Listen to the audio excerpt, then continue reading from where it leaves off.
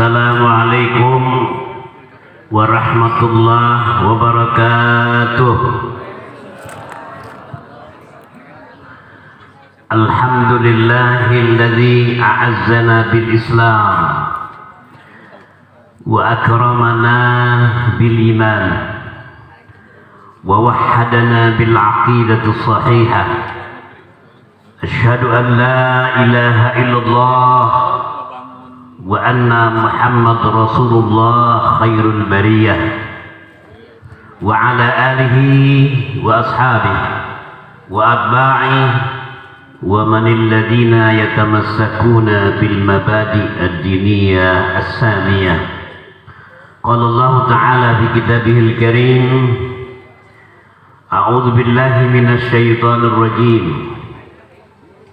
Ya ma'syaral jinni wal ins, in istata'tum an tanfudhu min aqtaris samawati wal ard fanfudhu la tanfudhuna illa bisultan. Shadaqallahul azim. Yang sama-sama kita hormati Bapak Ketua Dewan Pembina Yayasan Birrul Walidain, Pak Kiai Dr. Andes Mehmet Jalaluddin. Dia masih ada hubungan dengan pengarang Tafsir Jalalain. Coba tepuk tangannya lebih kencang sedikit. Jadi beliau ini sudah hijrah selama 30 tahun dari kampung halaman, dan di awal umur 60 ingin kembali ke tempat kelahirannya, ingin menunjukkan dan berbagi nikmat atas keberhasilan yang beliau sudah torehkan di tempat hijrahnya. Amin ya rabbal alamin. Mudah-mudahan lahan yang ada di depan ini semuanya akan bisa dibeli, diakuisisi dan dikembangkan oleh Yayasan Birrul Walidain. Jadi mungkin di antara kita tidak ada yang tidak bisa menyaksikan, tetapi insya Allah generasi yang akan datang bisa menikmatinya. Amin ya rabbal alamin.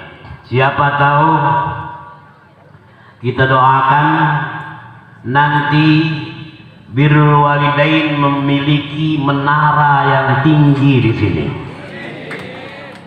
Dengan demikian, kalau orang jalan-jalan dari luar kota ke Gunung Bundar, yang akan dikenal adalah menara Birrul Walidain. Memang kalau mimpi itu harus setinggi langit, berharap, bercita-cita harus setinggi langit. Insya Allah kita akan terpacu untuk bekerja keras, berjihad di jalan Allah Subhanahu wa ta'ala. Para kiai yang dimuliakan Allah Subhanahu wa ta'ala, para hujat, para asatidz, seharusnya yang diundang 150 atau 200, karena ini adalah di minggu terakhir sebelum Ramadan. Biasanya masyarakat sibuk dengan agenda cucurak atau cucuruk cucurak. Jadi itu tradisi yang ada di Jawa Barat. Saya ingin bercerita, nggak usah lama, 20 menit ya. Sebagai salah satu orang yang sempat ceramah di sini 15 tahun yang lalu, saya nggak tahu di mana tempat di atas. Saya ingin sampaikan, Kabupaten Bogor ini adalah kabupaten penyangga ibu kota Indonesia dan memiliki kabupaten dan kota penduduknya hampir 5,5 juta orang.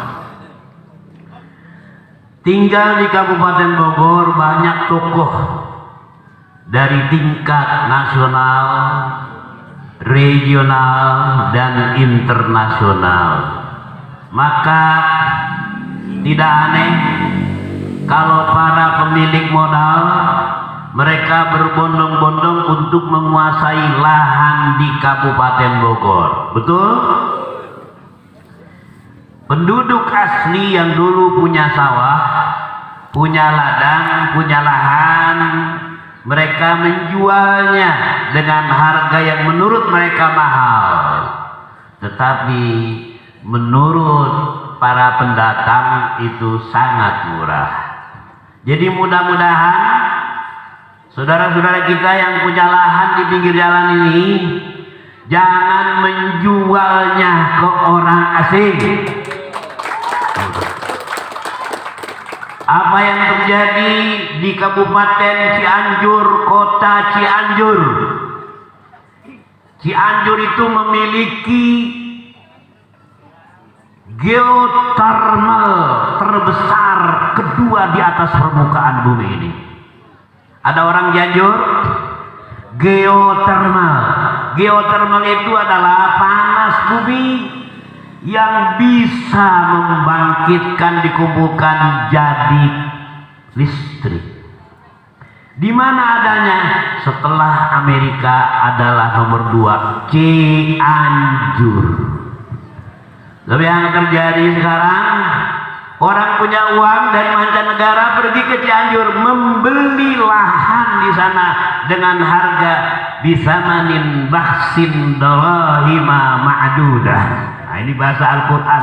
Harganya murah, $1 14.500 rupiah. Ya, bagi mereka punya uang $1 juta bisa membeli sekian ya hektar luas tanah di Cianjur. Tahu apa yang mereka lakukan?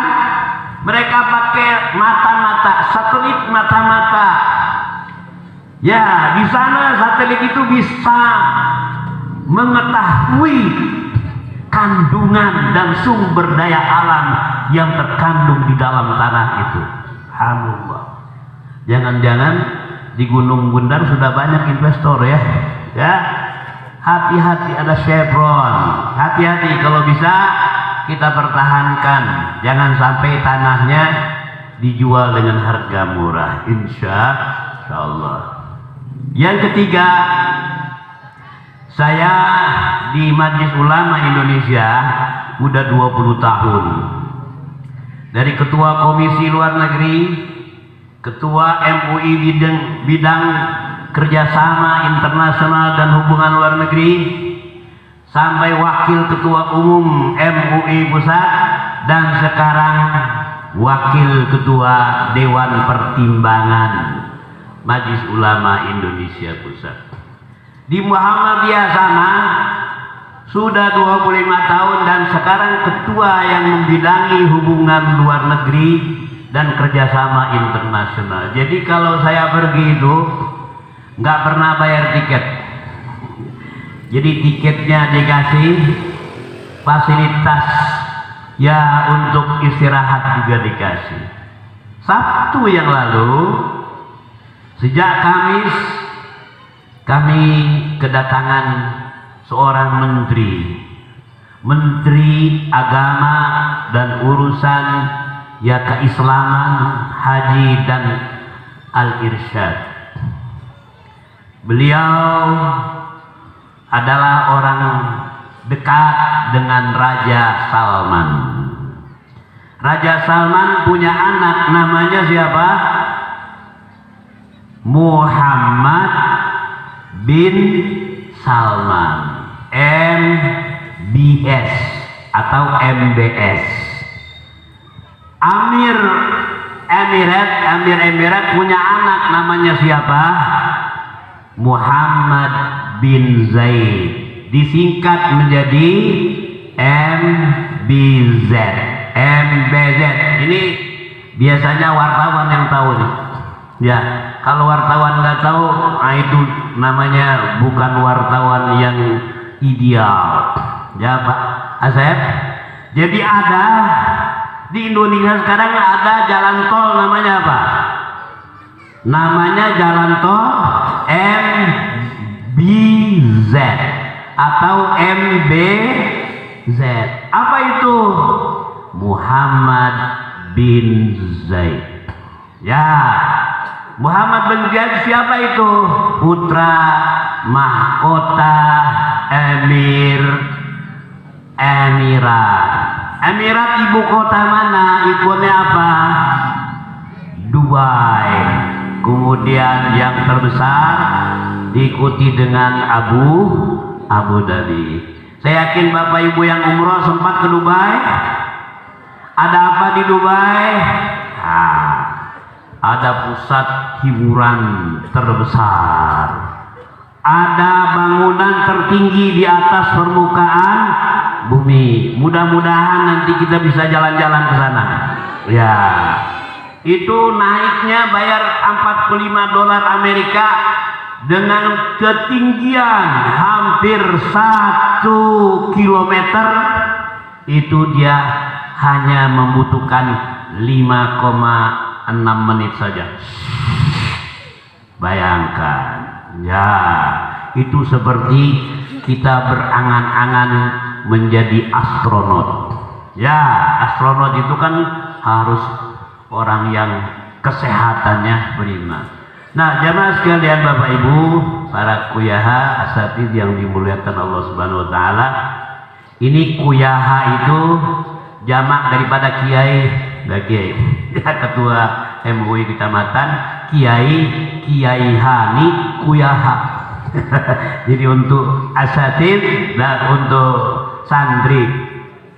Nah, Menteri Agama Saudi saya jemput hari Kamis lalu, hampir 1 minggu yang lalu.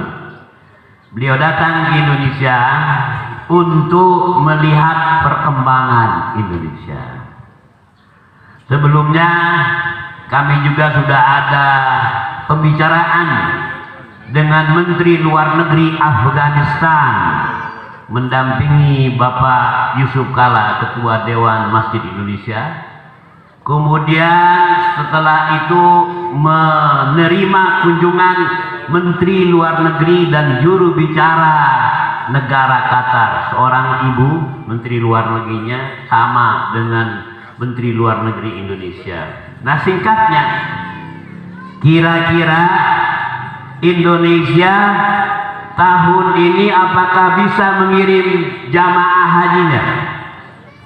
Bapak Ibu mau haji lagi atau tidak? Kira-kira, ya, apakah Indonesia bisa mengirim jamaah haji tahun ini? Ya, jadi alhamdulillah 2 tahun kita tidak mengirim jamaah haji, tidak mengirim jamaah umroh. Baru 2 bulan yang lalu dibolehkan. Apa yang terjadi?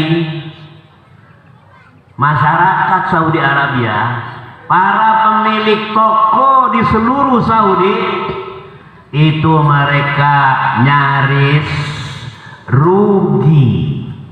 Nyaris rugi. Kenapa? Karena pemasukan itu biasanya dari mana? Dari orang Indonesia. Ini orang Indonesia biasanya mereka itu bukan main. Kalau belanjanya subhanallah. Ya. Tafadhal Syekhuna. Ya, sahibul Quran wa habibul Quran. Nah, jadi 2 tahun tidak ada jemaah dari Indonesia, rugi mereka. Akhirnya rakyatnya gua marah. Gimana? Korma nggak ada yang beli. Akhirnya harga korma turun, dumping price. Kemudian peci haji semua nggak ada yang beli. Orang Indonesia sekarang ini berbondong-bondong menunaikan ibadah umroh. Lewat lewat Turki, Jakarta, Turki, Jeddah. Sekarang orang Turki mendapatkan keuntungan dari kunjungan orang Indonesia. Betul? Dan orang Turki sekarang berbondong-bondong belajar bahasa Indonesia. Nah, kita harus belajar bahasa Turki. Ya, kalau udah sampai di Turki, saya lihat, saya mengirimkan mahasiswa ke Libya lewat Turki. Sampai di Turki, langsung mereka selfie. Udah ada di mana? Sudah ada di ibu kota Ankara, di Istanbul, ya, Top Cafe. Wah, bukan main. Di mana Top Cafe itu? Di Eropa. Jadi seakan-akan orang Indonesia ini walaupun dari Gunung Bundar dengan mudah bisa pergi ke Eropa untuk melaksanakan ibadah umroh. Langsung dikirim selfie-nya. Berada di mana? Di Turki. Subhanallah. Nah, Menteri Agama Saudi bilang kepada kami pada saat diskusi bagaimana peperangan antara Saudi Arabia dengan Yaman. Ini lama ini kalau cerita, bisa 1,5 jam. Ya, mengapa orang Houthi bisa mengirimkan drone-nya sampai ke Jeddah? Bapak udah pernah ke Yaman belum? Belum. Kalau ketemu orang Yaman, sering. Yang punya toko material di Indonesia umumnya keturunan Yaman, alhamdulillah. Termasuk Abu Bakar Ba'asyir keturunan, ya, alhamdulillah.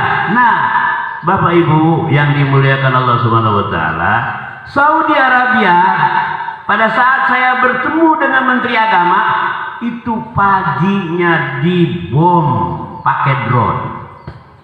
Jadi sekarang drone yang paling hebat di dunia bukan milik Amerika. Milik siapa? Siapa yang bisa bikin? Indonesia? Indonesia mau bikin SMK aja nggak jadi-jadi. SMK, ya.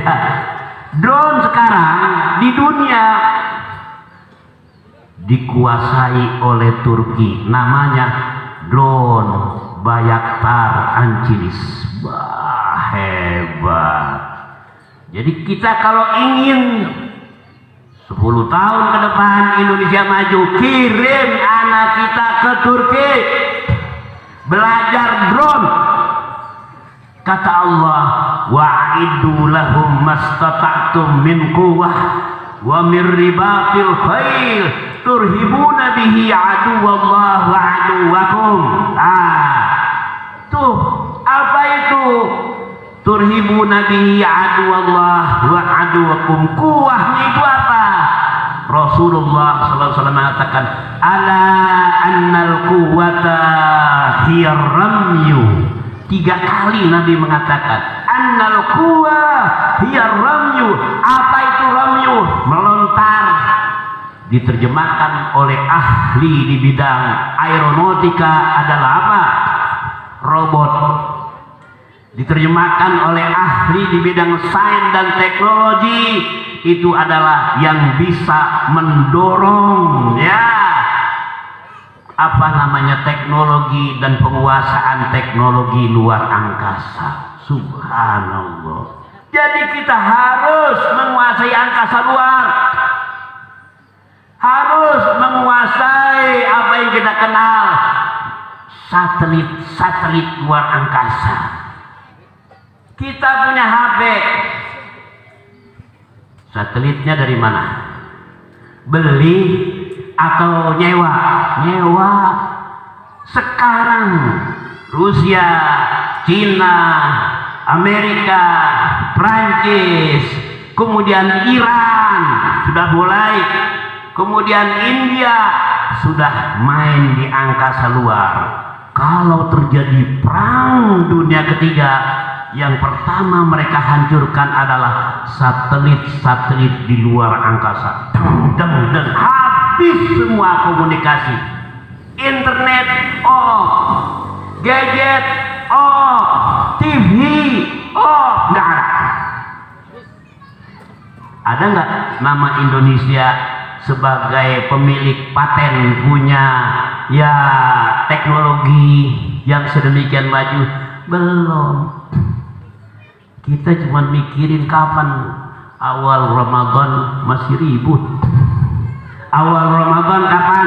Masih belum bersepakat. Padahal kita sudah diajarkan oleh Allah. Ya, sedemikian rupa. Jadi Saudi Arabia sekarang ini juga krisis. Duitnya kurang. Maka kalau ada orang umrah, pemasukan. Orang Indonesia terkenal belanjanya.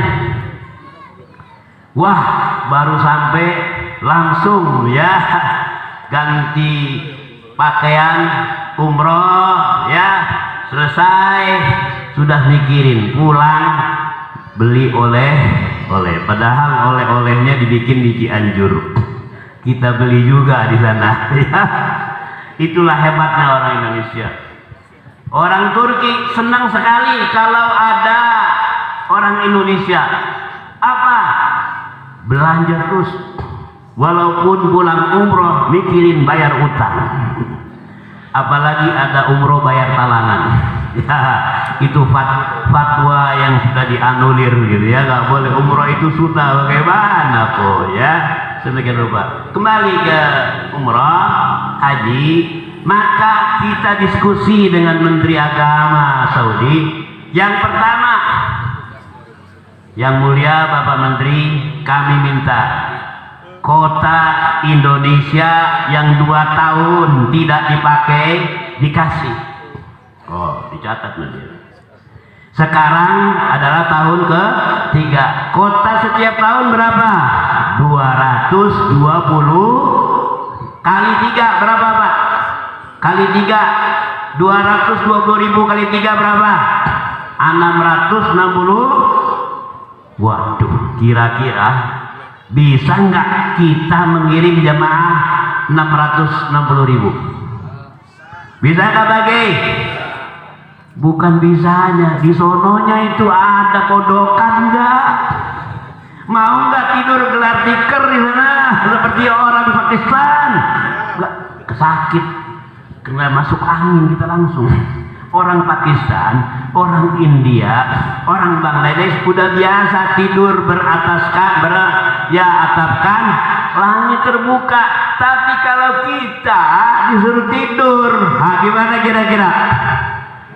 Waduh, bisa masuk angin, gak bisa makan. Ya, jadi kata Menteri bagus. Terakhir saya ke Saudi itu di Jeddah. Airportnya sudah bagus, yang internasional. Dari airport langsung ada yang namanya the Central of Saudi Train, pusat stasiun kereta api di Jeddah, langsung ke Mekah, langsung ke Madinah. Kira-kira kalau semua minta ditambah, berapa juta orang yang bisa berhaji tahun ini? Kurang lebih 5,6 juta orang. Waduh, 5,6 juta orang. Dari mana Saudi Arabia bisa beli pisang? Dari mana Saudi Arabia bisa beli kambing? Ya, dan sebagainya. Itu pun harus dipikirkan. Maka kalau kita mengirimkan 660.000, sama halnya kita mengirimkan orang se-Brunei Darussalam. Satu negara Brunei umurnya berapa? Jumlah penduduknya 500.000. Dan kita ngirim orang 600.000, persis seperti kita mengirim orang satu negara namanya Brunei Darussalam. Seperti itu.